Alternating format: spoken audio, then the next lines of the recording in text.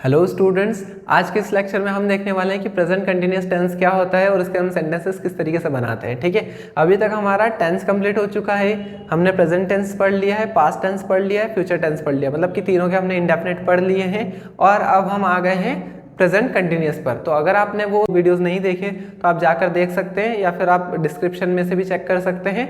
और अब हम आगे बनाने वाले हैं प्रेजेंट कंटिन्यूअस टेंस। तो चलिए हम समझते हैं कि प्रेजेंट कंटिन्यूअस टेंस क्या होता है। प्रेजेंट कंटिन्यूअस मतलब कि वो टेंस जिसके अंदर आपका कोई सा काम चल रहा है, मतलब कि एट प्रेजेंट आप वो काम कर रहे हो। जैसे कि मैं टीवी देख रहा हूँ, ठीक है, मैं आपको पढ़ा रहा हूँ, तो ये सेंटेंसेस क्या होंगे, ये सब प्रेजेंट कंटिन्यूअस में चलेंगे। तो इसके अंदर क्या होती है, helping verb is, am, are. ठीक है, तीनों क्या करती है, प्रेजेंट को ही शो करती है। ठीक है, ये प्रेजेंट को ही शो करती है। ये आप कभी पास्ट में नहीं लिख सकते इन वर्ब्स को। ठीक है, ये जो हेल्पिंग वर्ब्स है, सॉरी, इनको आप कभी भी पास्ट में नहीं लिख सकते। ठीक है, तो ये प्रेजेंस को शो कर रही है कि आप प्रेजेंट में कोई सा काम कर रहे हो। ठीक है, देखिए इज जो है वो जनरली लगती है सिंगुलर्स के साथ। ठीक है, मतलब कि सिंगुलर जो चीजें होती हैं उनके साथ में। ठीक है, जैसे कि ही मतलब कि वह अकेला लड़का, तो वहां पर इज का यूज करेंगे हम। शी के साथ इज का यूज करेंगे। इट के साथ अकेली वस्तु है तो उसके साथ इज का यूज करेंगे। नेम यानी कि कोई अकेला व्यक्ति, ठीक है, कोई सा भी अकेला नाम आ जाए तो वहां पर हम क्या यूज करेंगे, इज का यूज करेंगे। इसके बाद एम का यूज सिर्फ और सिर्फ आई के साथ किया जाता है। आर का यूज वी के साथ, मतलब कि वी के साथ हम इस्तेमाल करेंगे किसका, आर का। यू के साथ, क्योंकि यू को हम प्लूरल भी मानते हैं तो प्लूरल मान के चल रहे हैं हम, तो यहाँ पर आर का यूज करेंगे। दे का मतलब वे होता है, मतलब कि बहुत सारे लोग, एक ग्रुप है लोगों का, तो वहां पर हम क्या करेंगे, आर का यूज करेंगे। नेम्स मतलब कि एक से ज्यादा लोग, मतलब कि एक से ज्यादा नाम। ठीक है, जैसे कि अजय एंड अमित, राहुल एंड विजय। ठीक है, तो ये सेंटेंसेस क्या होंगे, ये सेंटेंसेस में आपके सब्जेक्ट्स दो आ रहे हैं, मतलब कि दो लोगों से मिलकर एक सब्जेक्ट बन रहा है। तो वहां पर आप क्या करोगे, नेम्स होगा, वहां पर आप आर का यूज करोगे। अब आपको ये चीज समझना है कि इसके अंदर आपका आईएनजी लगेगा, वर्ब के साथ आईएनजी लगेगी। ठीक है, और आईएनजी अगर आप आईएनजी लगा रहे तो ऑब्वियस सी बात है कि आपको कभी भी वर्ब की सेकंड या थर्ड फॉर्म के बारे में तो सोचना ही नहीं है। ठीक है, वर्ब की फर्स्ट फॉर्म लगानी है और उसके साथ में हम आईएनजी को ऐड कर देंगे, या फिर आप इसको वर्ब की फोर्थ फॉर्म भी बोल सकते हो। कि वर्ब की फोर्थ फॉर्म क्या होती है, जितनी भी वर्ब्स होती है उनमें हम आईएनजी लगाकर उसको क्या बोल देते हैं, वर्ब की फोर्थ फॉर्म। ठीक है, तो अब हम क्या कर रहे हैं, यहाँ पर एक सेंटेंस ले रहे हैं। चलिए देखिए, ये है हमारा सेंटेंस कि हम यात्रा कर रहे हैं, तो इसका इंग्लिश में कैसे बनेगा। अब इस वापस मैं आपको वही कॉन्सेप्ट बताता हूँ कि आपको क्या करना है, हिंदी से इंग्लिश में सेंटेंस बनाने के लिए बस सब्जेक्ट को आप वहीं पर रखना है आपको, और बाकी जो भी है आपका उसको इस डायरेक्शन में लेकर जाना है। अगर आप इस तरीके से बनाते हो तो आपके सेंटेंसेस बहुत ज़्यादा चांसेस है कि सही होंगे। अगर आप इस तरीके से समझते हो तो आपके सेंटेंस सही होंगे। ठीक है, मतलब आप कभी भी उसके प्लेस को मिस नहीं कर पाओगे। जैसे बहुत बार ऐसा होता है कि हम यात्रा को इधर लिख देते हैं, इसको इधर लिख देते, तो उस वजह से क्या होती है, प्रॉब्लम हो जाती है और हम सेंटेंस सही से नहीं बना पाते।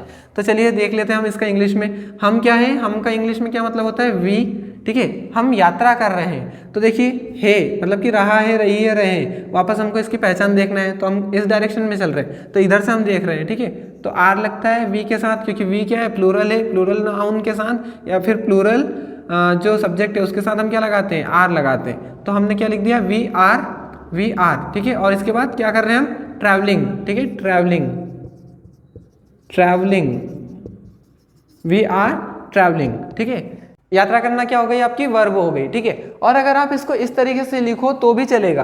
कैसे, कि अगर आप करना को, अब आप यात्रा को क्या मान लोगे, अभी आपने यात्रा को क्या किया, यहाँ पर आपने यात्रा को कहा है, यात्रा आपकी क्या है, आपकी वर्ब है, यात्रा आपकी वर्ब है।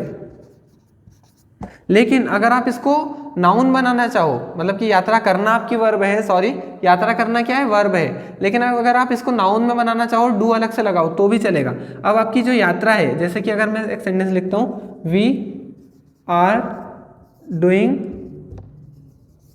अ travel, we are doing a travel. ठीक है, तो क्या होगा, हम एक यात्रा कर रहे हैं, यहाँ पर भी ये सेंटेंस सही है। ठीक है, कैसे सही है, क्योंकि हमने देखो वी का तो हमने सेम लिखा है, आर भी सही है। ठीक है, अभी जो करना है, करना हमने अलग से क्या किया, अलग से एक वर्ब लगा दी, और जो ट्रैवल है, ट्रैवल हमारा क्या है, नाउन है। ठीक है, यहाँ पर हमारा क्या है, ट्रैवल नाउन है। तो आप सेंटेंस इस तरीके से भी बना सकते हो। ठीक है, अब ये वैसे तो नाउन है, लेकिन हमारे यहाँ पर क्या आ जाएगा, ये ऑब्जेक्ट बन जाएगा। तो क्या हो गया हमारा, सब्जेक्ट मतलब कि वी, हेल्पिंग वर्ब मतलब कि आर, मेन वर्ब मतलब कि डू और आईएनजी मतलब कि आईएनजी हो गया तो डूइंग हो गया, ठीक है। ऑब्जेक्ट क्या होगा, अ ट्रैवल, ठीक है। सो कैसे बन जाएगा sentence, we are doing a travel, ठीक है, we are doing a travel, ठीक है। अब इसका अगर आप नेगेटिव बनाओगे तो कैसे बनाओगे, we are not doing a travel या फिर वी आर नॉट ट्रैवलिंग, ठीक है, वी आर नॉट ट्रैवलिंग, दोनों तरीके से आपका सेंटेंस सही है। अब इसके बाद अगर हम क्वेश्चन पूछे कि क्या हम यात्रा कर रहे हैं तो कैसे होगा, आर वी ट्रैवलिंग या फिर आर वी डूइंग ट्रैवल, और यहाँ पर आपका क्वेश्चन वर्ड आ जाएगा आर वी डूइंग ट्रैवल या फिर आर वी ट्रैवलिंग, ठीक है। तो इसका मतलब क्या हो गया कि क्या हम यात्रा कर रहे हैं, क्या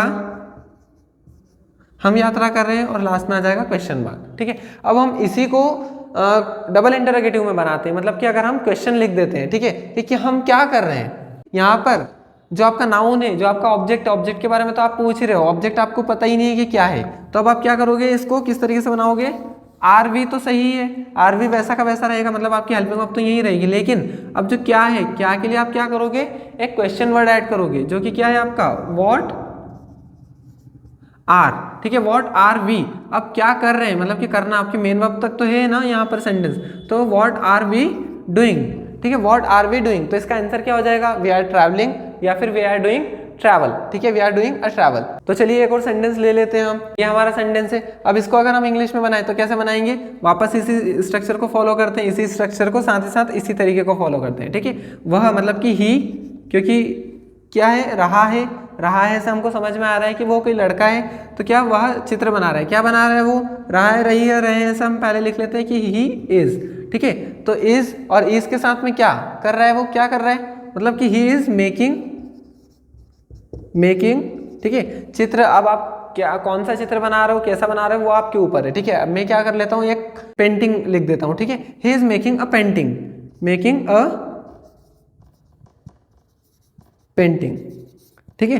तो देखो आप कि वह ही, ठीक है, इज, यहां से हमने देखा कि इज बना रहा है, मतलब कि बनाना, मतलब कि बनाना मतलब कि मेक, और आईएनजी फॉर्म मेकिंग, जिसके बाद क्या बना रहा है, अ पेंटिंग, ठीक है, वह एक चित्र बना रहा है। अब इसका नेगेटिव क्या होगा, इसके बाद में बस आपको नॉट लगाना है, तो इससे आपका क्या सेंटेंस बन जाएगा, he is not making a painting. इसका इंटरोगेटिव कैसे बनेगा, इसका इंटरोगेटिव देखो आप कि क्या वह चित्र बना रहा है, तो बस आपको ये दोनों चीजें हटाकर क्या करना है, चेंज कर देना है, इंटरचेंज कर देना है, ही इधर आ जाएगा और इज इधर आ जाएगा, is he making a painting, ठीक है, he is he making a painting.